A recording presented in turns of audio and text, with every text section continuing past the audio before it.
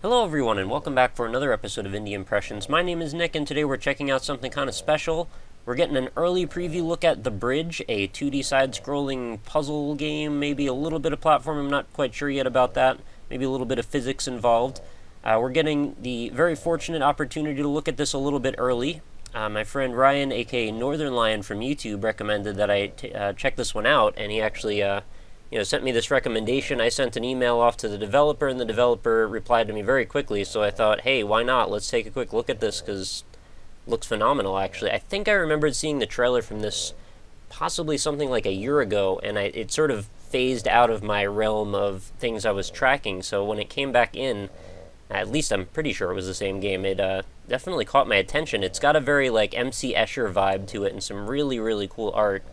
And hopefully the fact that it's in grayscale actually only further helps the art style. I personally think it does anyway. So hopefully that's not a detractor for anybody. I've seen a few comparisons to Braid. I'm not sure how accurate that is. We're going to see, though. This is my absolute first time playing it, and possibly the first time a lot of you guys are going to be introduced to this game. So it should be pretty exciting. And I've got my 360 controller here ready to go. We are going to do a little bit of shaking on this tree and see if we can't wake up this guy. There we go. And see if we can maybe do some puzzling. Only everything. Alright, so I don't know where we're going. We're gonna see what kind of missions we can get ourselves into. Maybe cross a bridge or two. Maybe just one, actually. My fortitude to tread onward, so this is teaching us that we need to manipulate our environment to be able to walk, sometimes over things that might have seemed insurmountable. So here is a house, my home. Oh, look at that great little sketchy style to the door. Everything's got a very vibrant feel. It's also very crisp, while also being a little bit looser sketch style. Okay, so that's our chapter 1. That's our... Okay, this is our level hub, I suppose. Which actually, yeah, I am sort of seeing a little bit of Braid in this, and not that that's a bad thing, honestly. Braid is quite an amazing game. So let's check out the loft. I'm very curious what happened if I went left. I wish I did that, actually, when I got away from the tree. Alright, so some very directly inspired by Escher style stuff going on here. Maybe a little bit of Salvador Dali as well, which are both artists I absolutely adore. Okay, press start for hints or to reset the puzzle. So, as far as I know, we should be able to shift the world completely around in all directions here. So I'm not sure how that's going to help us at this point. I just want to sort of get a feel for what we're doing here. I think somehow I'm supposed to end up on the back of that ceiling panel, and then I'm not sure how I'm supposed to cross, though, into the next area. So I can walk on the wall. I can turn all the way around, and somehow, though, I need to, like, pass through the floor. I'm not sure about that part yet.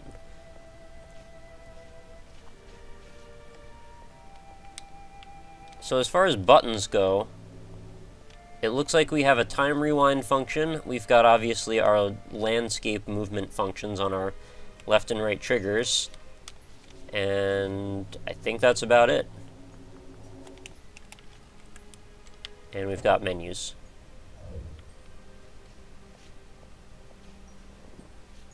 Alright, so I'm not sure how using time rewind is going to really serve us in transcending through the floor, unless I'm misunderstanding how the puzzles work. Let's see what... Okay, the pillars are the key to reaching the top. I don't usually use hints like this. I just wanted to not get us stuck at the very beginning of the whole thing. Alright, how are the pillars the key in reaching the top? That's what we need to figure out. So the cool thing about this game is it's going to make us think in some really strange ways. As with some of the games in a similar genre, such as maybe Echochrome, or if you've ever seen it, there's another one called Back to Bed, which I actually wanted to cover on the show, but never was able to. Recording issue. And it's all about perspective, hence that other game called Perspective. Okay, I think I might have an idea. Maybe I need to flip myself while I'm behind this. No. Man, that's pretty good if I'm already having trouble on the absolute first puzzle. I want to see how long this rewind function is going to go for, and it looks like quite a while.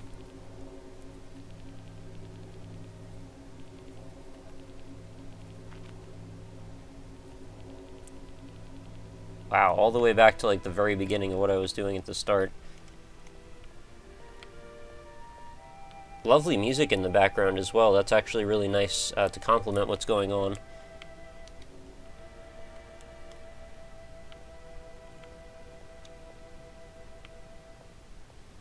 Alright, I think what I'm going to do is I'm going to make a little break here, and we're going to do a little bit of experimenting so I can get my hands on exactly what it is that I can interact with here that will change things. Unless maybe I was...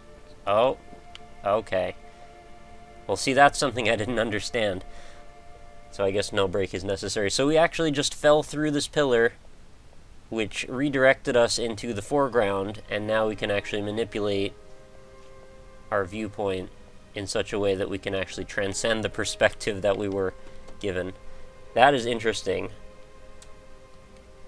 And I apologize that took me a moment, but I honestly had no frame of reference of how we were even supposed to be interacting with the environment yet. So now that I know that that kind of stuff is in the cards for us, maybe that'll make things a little easier. And I am aware that this is going to slide when I turn this all the way over.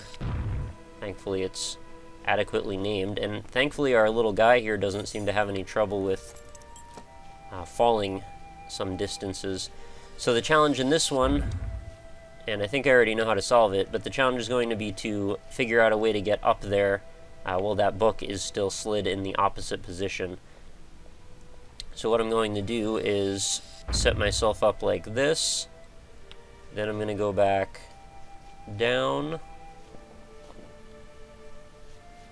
I really like all the little details. There's so much fine, intricate artwork here. I mean, just looking at that disassembling cube on that lattice work is really neat. Oh, wait. Oh. Okay, I thought for some reason that the book might not be affected by the time move.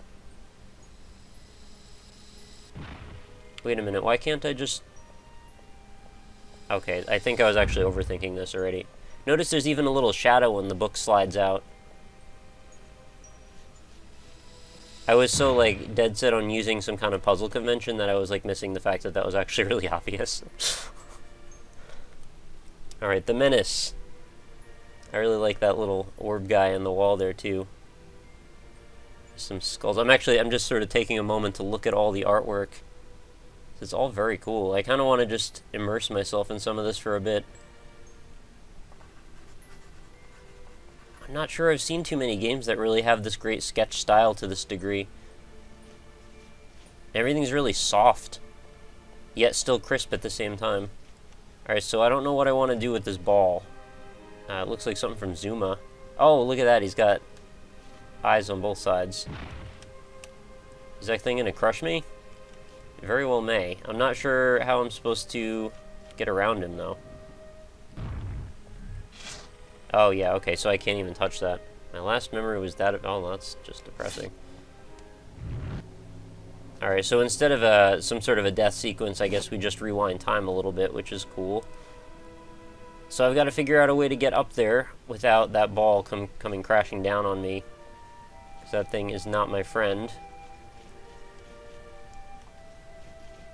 Whoa! He is awfully slippery. I can't rotate the landscape fast enough to keep him upright. That is the one challenging thing about this perspective, I have to say, is I'm not even close to seeing where his feet are actually in contact with the ground. So we have to do a little bit of mental contortion here to understand exactly where it is that we're stepping and how it is we need to adjust the landscape to, you know, counterbalance that situation. And given how crazy and wild the backgrounds and surroundings are, it might be a little difficult to gauge that on our normal scale of how things work. So somehow here I've got to reverse myself. Actually, I think this shouldn't be that hard. I just need to rotate this until I can slide all the way down. Oh, no, I still landed on the ball.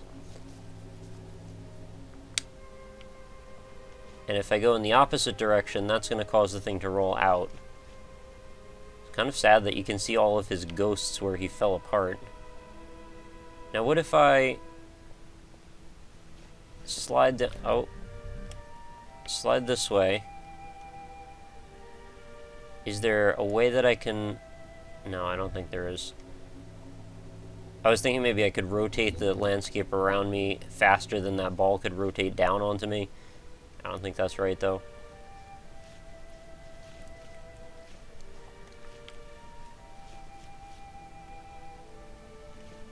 It seemed like it was simple for a moment, but I guess it's probably not.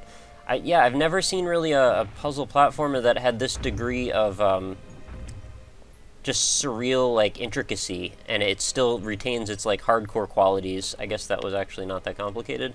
Oh, but the ball's still gonna... I gotta be on the right side of the door. Otherwise, I don't think it's gonna work either. I was just mashing A and hoping that that was gonna work out. So I gotta get the ball out of the door area now, which I don't think is even possible, actually. Man, I'm just gonna build a little montage of all these dead guys all over the screen here. Alright, once this is in, what else can I even do with this situation? It's kind of like just inevitable that thing's gonna crush me.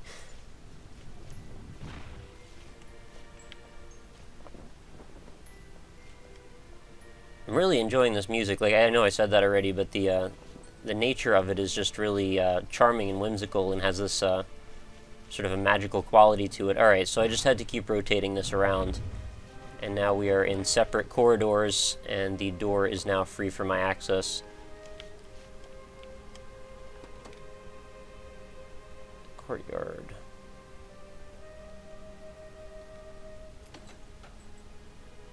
And I know I get this comment a lot when I do these types of videos that it's difficult to watch my puzzle progression. I understand I'm not doing particularly amazing here, but I'm also just coming to grips with exactly how it is that we deal with this game on its own terms, because it's not exactly a typical game. It requires a little bit of learning and understanding and adaptation, you know, to be able to even parse how you interact with this environment. I mean, look how cool this is, though. This side of that tree's like got cement all up it, and then there's a physics-powered wrecking ball. So I gotta get over to the left, grab that key, then make my way back over. I feel like this one might not be as hard as the last one as I smash myself with the wrecking ball. I actually almost set that up on purpose. I had a pretty strong feeling that's what was gonna happen. My one slight complaint, and well, I don't know if it's a complaint, but just maybe just a thing that I wish was a little bit different was the speed at which the landscape rotates, and I understand it's probably like that for a good reason. But I feel like sometimes I might be able to take better advantage of moving in a certain way if I was able to rotate a little bit more quickly. But that's hence why I said I think it's probably like that for a reason. Alright, so if I keep things going... Wow, so you're gonna... Oh no. Okay, the land is actually lower than I expected it to be. I thought it was going to just slide out of its position just in time to smash me. Alright, I think that's too low. I'm going to have to try and get by this thing. I'm not sure if I even can climb the... Yeah, this guy's not particularly good at climbing steep hills, as I've noticed. He just spends a lot of time backpedaling and trying to get his balance, apparently. Wow, nice impact sound there. I think we're kind of in the clear, as long as I don't get smashed on the way back down. Yeah, we're fine. The spiral. Oh man, this looks complicated. 2 keys, and 2 locks. So, I mean, if you can't tell already, what does the bridge have to offer? Well, a really unique, like, Escher-inspired, surreal puzzle situation that I don't think you'll find anywhere else, not to this degree anyway. The art style is really charming. It's really high quality, well done, very professional. The music sounds great. The gameplay is a little bit slow-paced, I'll grant. Maybe not for everybody, but so far I'm really enjoying it, and I could see myself easily losing a bunch of hours into this. The developer did say that this generally will take you know, a bunch of hours, but they didn't. A little bit of hedging, we're not sure how long, because it could really vary depending on the person. You know, if you get really stuck on one of these puzzles, I imagine it could add quite a while. Alright, yeah, well, I just wanted to see what it would say when I did that.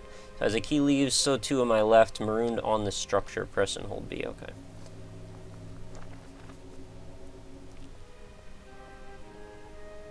So how would I actually get a key to me? That's the question I'm having right now. Because it looks like any way you spin this thing, the environment is locking me out. Unless I can maybe get on the other side of one of those rebar sections, I guess you want to call it. I'm not actually sure how one would do that, though. Let's just do some rotation.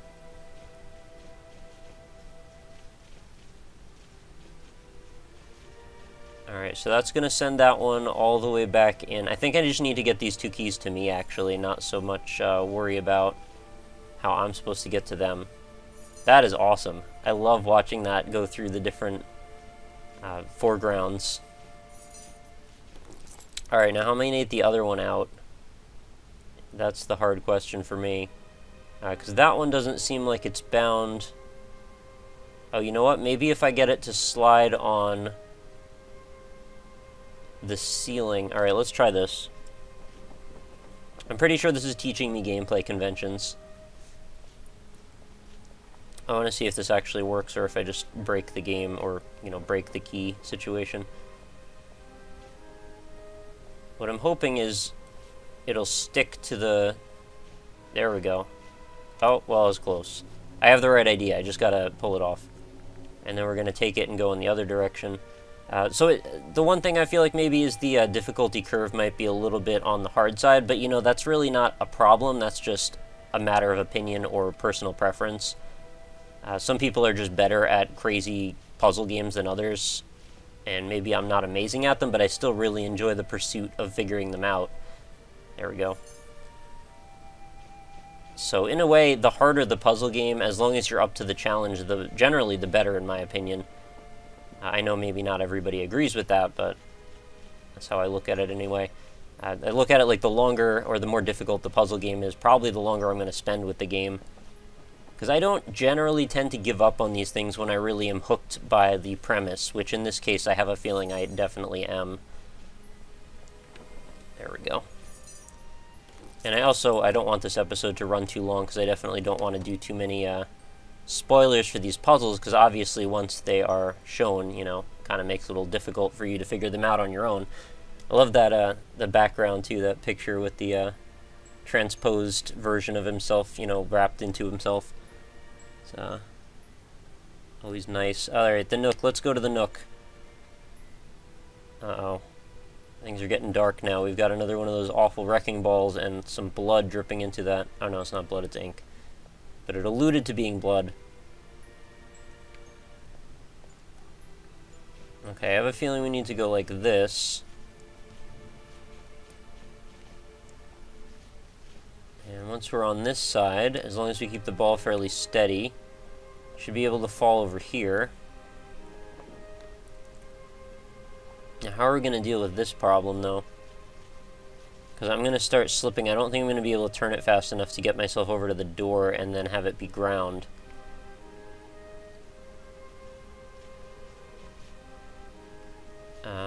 I'm also kind of glad that we're not using the time rewind mechanic too often, because I feel like that was maybe something that was a little bit overused in general around the time when Braid came out. I think there was also that one PB Winterbottom. I can't remember. I thought that used time travel also a little bit. That rewind mechanic, and I don't actually have any problems with the rewind mechanic. I just I'd rather just figure things out in this dimension, because it's already fragmented enough by all the different perspective changes. But who knows, maybe things will get a little bit more complicated as we get further in. I am assuming this does have a difficulty curve and that the puzzles aren't all generally equally as difficult. So how am I going to cross this gap? Because if I go the other direction, that ball is going to get involved. And that is the last thing we need, is to get this ball involved in our day-to-day business here. Although, if we can crash it down into that end, it'll go down into the top corner. Not sure if that's going to benefit us, though. I think that might actually end up being the death of us here, unless we can roll out of the way right in time. That was not the case, however. Now, what if I... No, I can't turn that into the floor in time. I'm going to have to figure out a different way to approach this.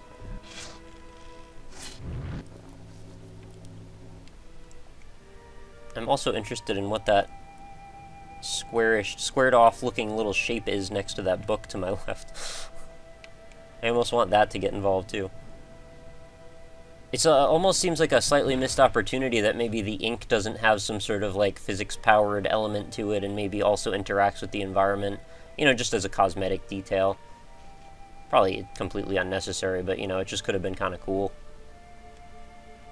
But honestly, graphics-wise, I think this is really elegant and beautiful, and I don't really see any issues with it at all. It seems like a very cohesive package for what it is. I don't like this ball, though. I think maybe I should try and get that thing next to me. Actually, it's gonna get momentum whether or not I move there, so let's just hide in this corner. That way it'll get... Nope, then I'm still gonna have to roll into the corner there. Okay, that's not gonna work either.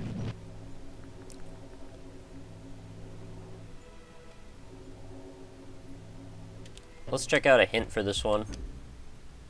Do not start by venturing towards the door. Alright, well, I was good on that one. There's actually a bunch of hints here. From the start, rotate counterclockwise. Well, that's very direct. Well, the ball is no longer where it started, so let's reset. I do also want to point out, and I know this is probably a little bit late in this video to be doing this, but the game actually has... Oh, there's our controls.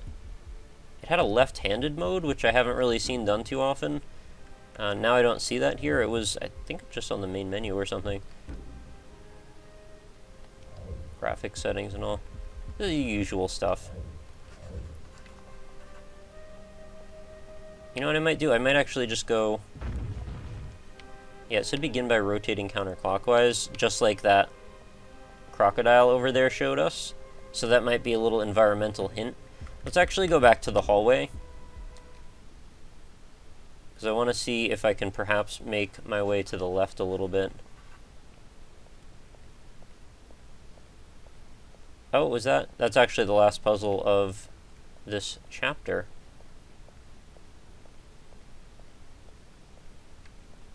Alright, let's return to your home. I'm going to do a little bit more exploring before we wrap this one up.